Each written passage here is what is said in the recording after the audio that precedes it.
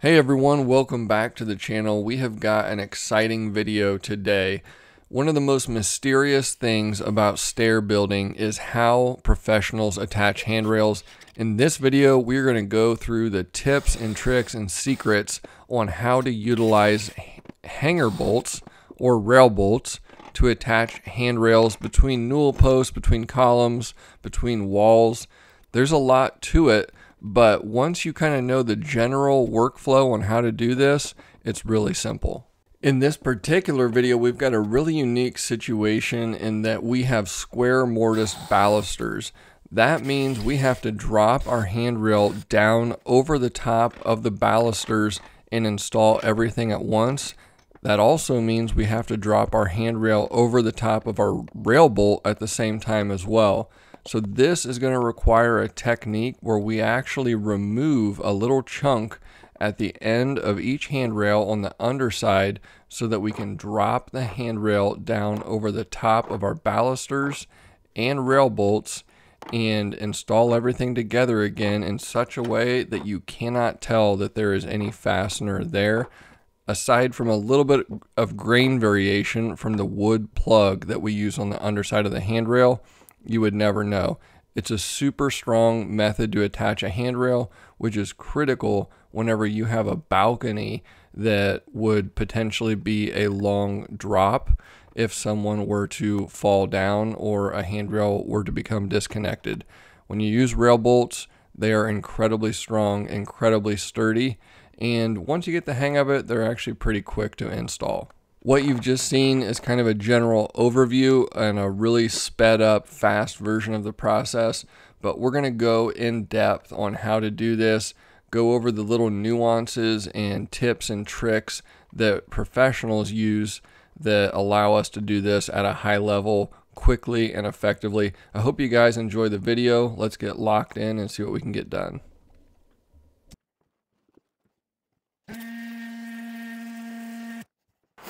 So when you have a drywall corner bead, your corner is not going to be square.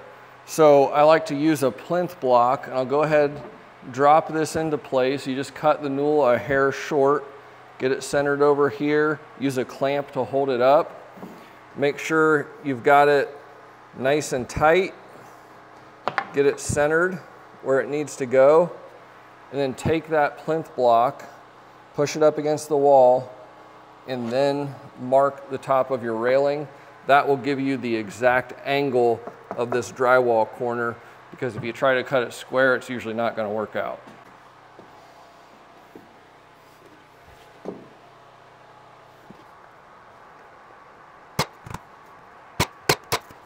So this is the stair machine room. We've got our tilt mortiser set up. Balusters are being cut in here, and metal cutting saw, the metal cutting blade on it. This is a must-have jig that I've got here so I can batch cut these accurately and quickly. This jig's got a track with a tape on it. It's got a screw in the back that indexes onto the back fence of the saw. So if I loosen this up, you'll see when we install it, we just bump that up against the saw's fence and then tighten the jig down, and it works really well. When we're cutting these balusters, there's two different kinds of ends. One has the rounded nub on the end. We want to make sure we're cutting that off. The other end is square, but it has a hole in it where they hang this for powder coating. So we either need to cut that off or make sure it's far enough into the mortise on the handrail that it's covered. I have a deep enough mortise that this hole is going to be covered, and that allows me to keep a nice rounded edge on this end so that it's not sharp, and that'll reduce damage on my handrail as I'm trying to align these in place. So we're leaving this end and we're cutting off the rounded end.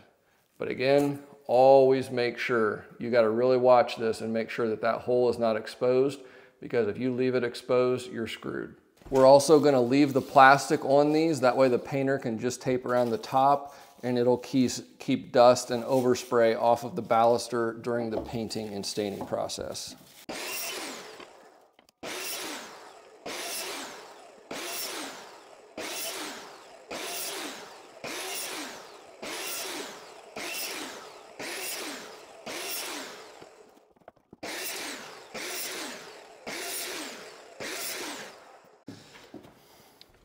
Let's take a quick look at the supplies that you'll need for installing a rail bolt. You'll need a 1/4 inch drill bit for installing the rail bolt into the newel posts and walls, and then a 5/16 drill bit for your handrail. You'll need a 1-inch hole for your handrail. You also will need 1-inch wood plugs that match your handrail species.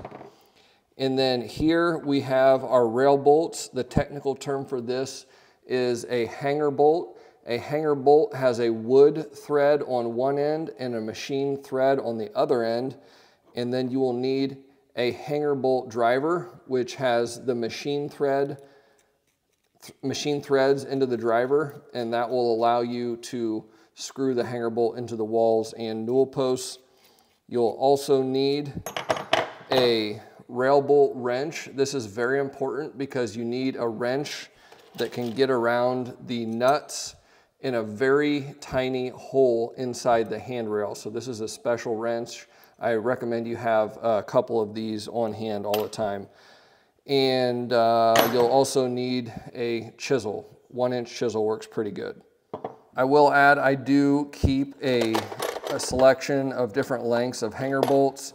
This is gonna be like your typical length in a normal installation. Sometimes when I'm going into a wall, I need to get past a plinth block and drywall and into framing, so I'll use a longer hanger bolt for that.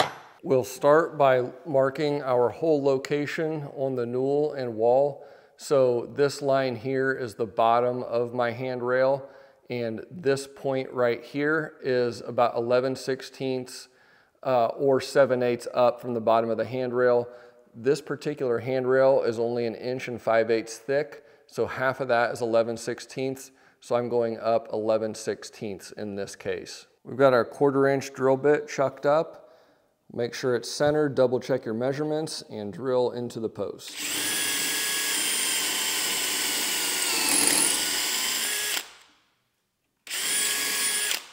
Same thing on my wall plinth block.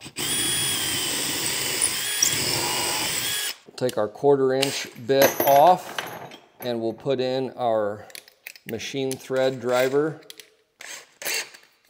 Bump your drill speed down to 1 for a little bit more torque. We're going to do the newel post rail bolt first. We'll drive this in. Now I recommend leaving your bolt between 1 3/4 and 1.5 inches proud of your post. Here I'm at about 1 5/8. I'm going to go ahead and put that in just a little bit more. Oh, bent it. Got to watch that. You also got to watch, you don't want to mess up your threads, because it is tough to get that nut on the end of this up in your handrail if you damage these threads, so be careful with that.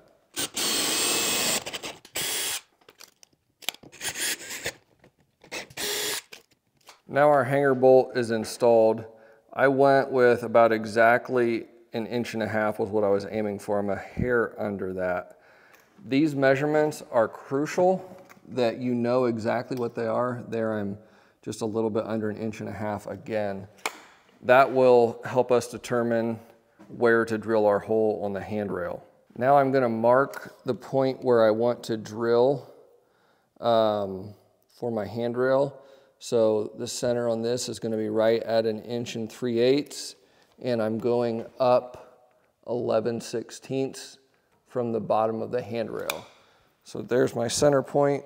Sometimes I'll take a little nail and just indent that hole to help my drill bit get started. Not sure how well you can see this, but I also write, in this case, wall, so I know which end of the handrail goes where. And you'll see on this end here, it says Newel on the end. That's very important to keep your ends correct, otherwise you could have a disaster.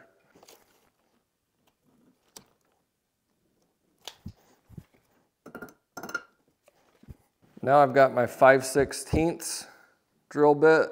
I'm going to make sure to try and drill this as straight and square as possible.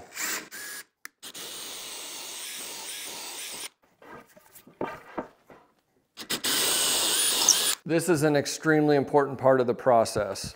You need to carefully measure exactly to the end of your rail bolt, and that will be exactly where you will drill your hole centered on your handrail for the access hole. If you get this hole too far in either direction, it'll either make it so that you don't have enough room to get your nut started on the bolt, which won't work, or you will not have enough space when you're trying to put the nut in. The bolt will block it if it's too far into the hole and you won't be able to get the nut on. So you want the end of this rail bolt to be dead center on your access hole.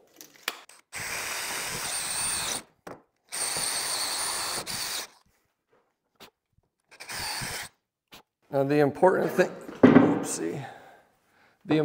thing whenever you are drilling this 1-inch hole is that you get it deep enough that you can actually get your nut spun around and your wrench in there. So, but with this handrail being only 1 5/8 inches thick, you don't want to drill too far because you're actually getting pretty close to the face surface of this if you drill too far. That would be bad.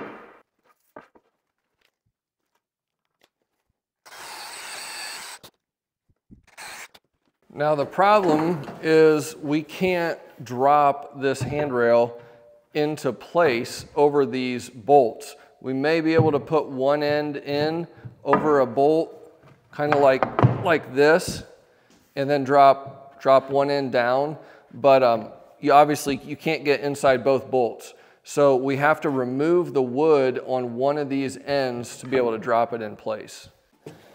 So to remove this chunk of wood is very simple. Basically, we're trying to create an angle so that it's shaped like a wedge. We don't want to go straight up and down. We want it to be like a wedge, like that.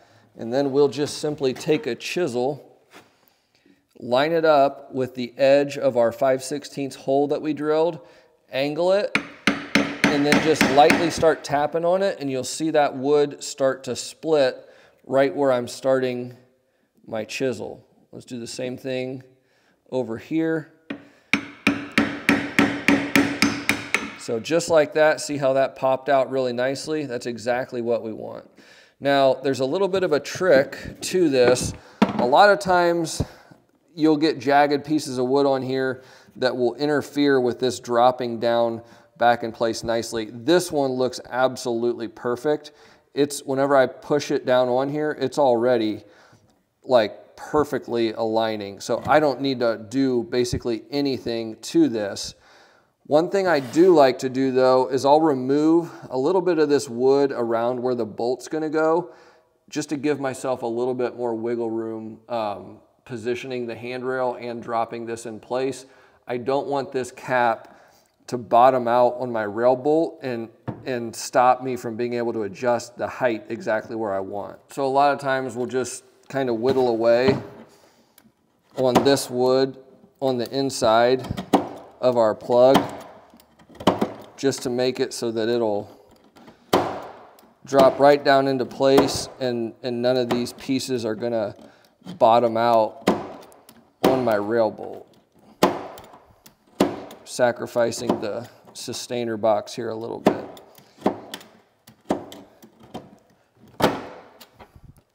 But there, I basically rounded off the top of that so that whenever we drop it down into place, there's a little bit more wiggle room right there. It's also very important whenever you're doing multiple handrails, you're gonna have multiple pieces laying around, and it is actually easy to get them mixed up. So make sure you number your pieces with your rail so you know which piece goes where. And now we'll just flip it around and we're gonna do the other end also on this. I'll try and explain that, why we're doing both ends in a minute.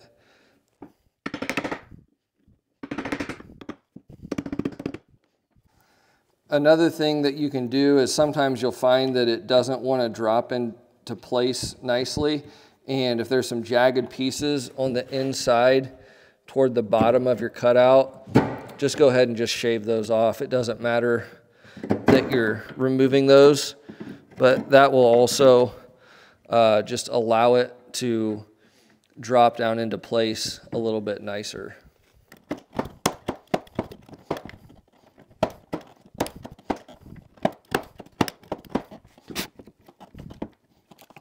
And again, we'll label this one also, put a number 2 on it. Now earlier you probably saw that I was actually able to insert this end directly over the rail bolt and then drop this in place. And if I was just getting my handrail, if all I needed to do was put my handrail in place, I wouldn't have had to remove that wedge on this end. However, because I'm installing my balusters at the same time that I'm dropping the handrail into place, I really need to just be able to drop the thing straight down, and that's why I took the wedge out of both ends. So next I'll go ahead and start putting my balusters in. The key is to make sure you have them oriented correctly. Remember that hole that's in the top that they hang it for powder coating, that has to be covered. And my mortise on my shoe rail is not nearly as deep as I did on my handrail. So I have to make sure that this is pointed up. I'll just use a rubber mallet to put these in place, and then they stand up pretty well on their own. You will also notice in a little bit when we drop our handrail on, because I kept that powder coated whole side up and I didn't cut it, it's going to be a little bit smoother, and that's going to make it a lot easier to find the hole as we drop the handrail in place. If you have the sharp end up, it tends to scratch the bottom of the handrail quite a bit more.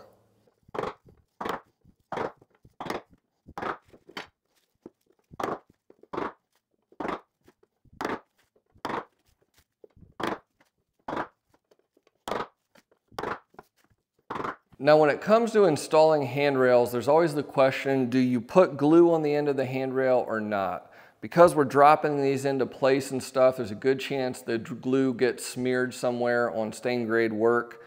However, we only have one point that is anchoring this handrail in place, so in theory it could still twist.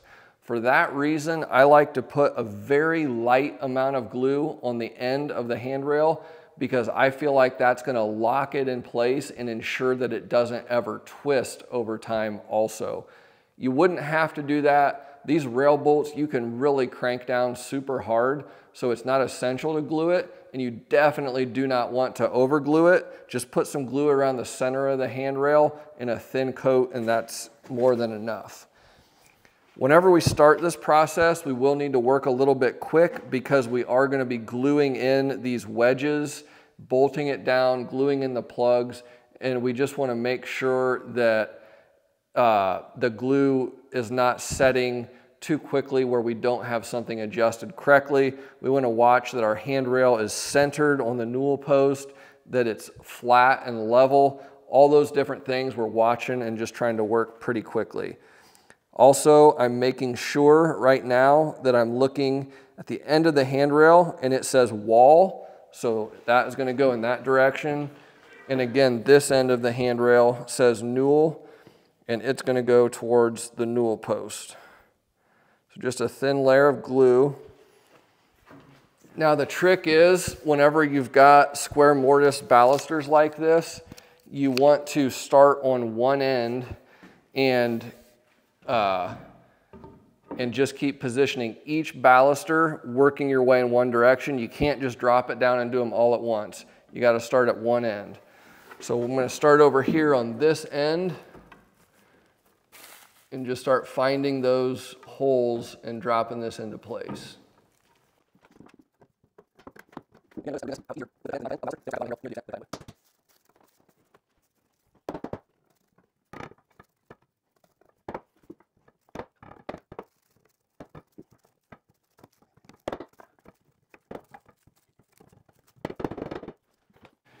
Now remember, because I did glue the end of this handrail, we got to work a little bit quicker. If I wouldn't have done that, we wouldn't have to be quite so rushed.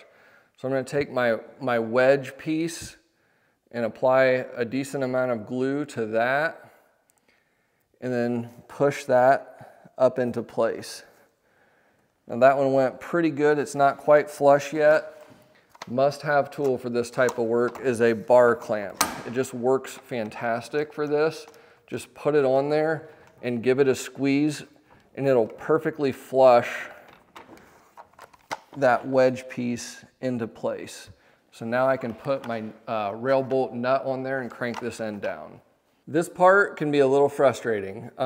This is the washer piece. It's specifically designed for stair work, so it'll go in the round hole and it'll conform to that round inside edge of the hole, and then it'll provide a flat area on the back side here.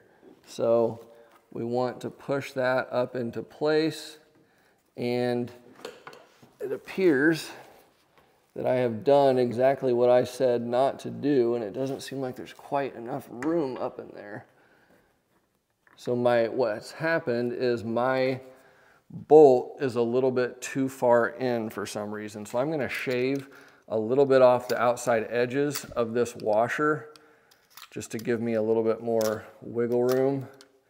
And then that should allow it to go into place.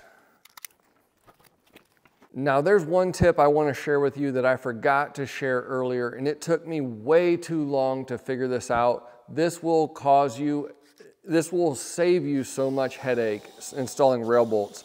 If your rail bolt is not absolutely perfect, there's two problems that'll happen. One, right now I've got my nut on here. I can't get it over the bolt. My rail bolt is just a little bit too proud. So I'd have to stop, put this bolt in further to try to get this to fit. The other problem is, if you put your bolt in too far, you'll go to put your nut on and there won't be enough threads exposed to catch the nut and get it started. Both of those issues are absolutely infuriating whenever you've got glue on the end of a handrail and on balusters and you're trying to get things set and you can't get the nut started. Now this bit right here is a Freud 1-inch bit, and you see how it's got this nice serrated edge along the outside. It works great for this. What we want to do is in the back of the hole here where we need a little extra space, we want to hog that out a little bit with our bit. So what I'm going to do after I've drilled my main hole straight down, I'm going to tilt my drill slightly and I'm going to hog out this back portion here. So I want to make sure my cutting edge is inside the hole, then I'm going to rock it back and back cut it.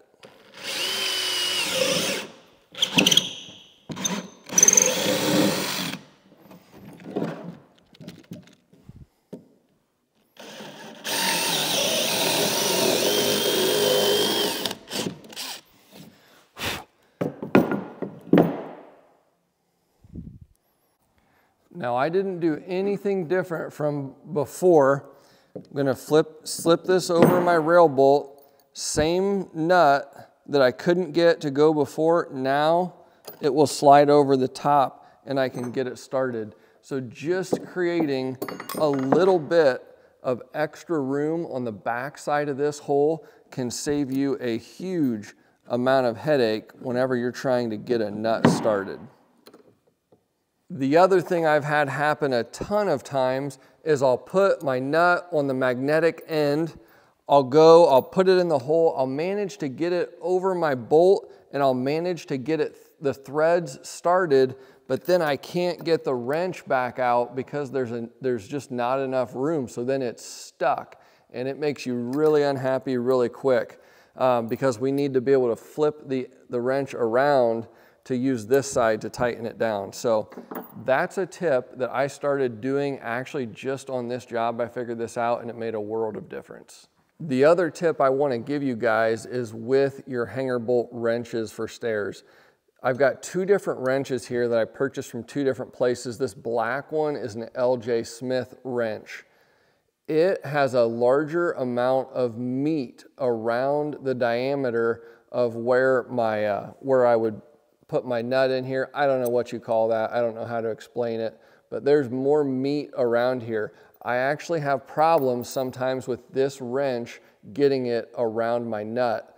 This wrench, on the other hand, I purchased somewhere else and it's got a thinner margin around this area, and that let's say 32nd of an inch actually makes a whole lot of difference sometimes in just having enough room to be able to get this over the nut. I actually want to purchase another one of these, and I want to even grind it down around the perimeter just a little bit for those extreme situations if I can't get the wrench over the nut, but that's something to watch out for too. All right, there, the washer finally went into place there. Now, getting the nut in place, this is tricky. So the way I've found that works best for me is to use my rail bolt wrench. These will have a nub on one end that's magnetized, so you can put your nut on there, it won't fall off. And then I've got this little pipe gauge deal, and this allows me to spin the nut once it's up in the hole. This is a skill, let me tell you. But it usually goes decent. So you just want to keep pressure on, righty-tighty. So then what I'll do is just apply light pressure, and I just kind of flick it with this thing so that that nut turns around and gets spun on there. The next problem is I got that rail bolt, I don't know why I'm having trouble, but it was just a little too far out. I'm not sure what happened. Normally if you drill the hole dead center, it works out perfect. But there's a very fine line between too much and too little with this. But now we'll flip the rail bolt wrench over, get around that nut, and we can start cranking it down. Now as you crank on this, keep an eye. I like to have a line across the top of my rail so that I can visually see where level is. Also want to make sure that it's centered on my newel as I'm tightening this. But you just keep going round and round until you're satisfied with your level of tightness.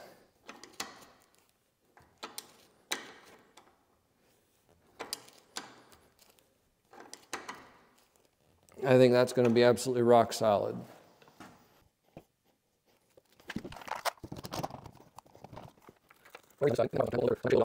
So typically with a rail bolt, you'll get this washer piece and then your nut. Now, an old school stair guy told me about this type of nut. It's got a washer built onto it and it'll spin freely. And he used this type of nuts on his rail bolts, and then he would just buy his hanger bolts, you know, wholesale or whatever. So I have a bunch of these as well, and I just tried to fit this on and it went on easier.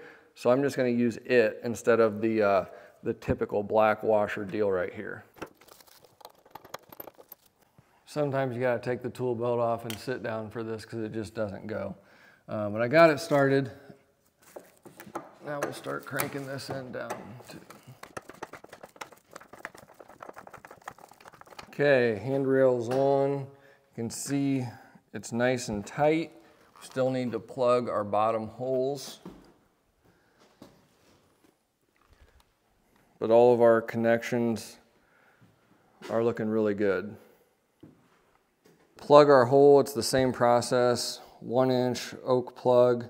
Just put a little glue around that outside edge. I like to just dab it with my finger like so. Make sure the grain is oriented in the right direction.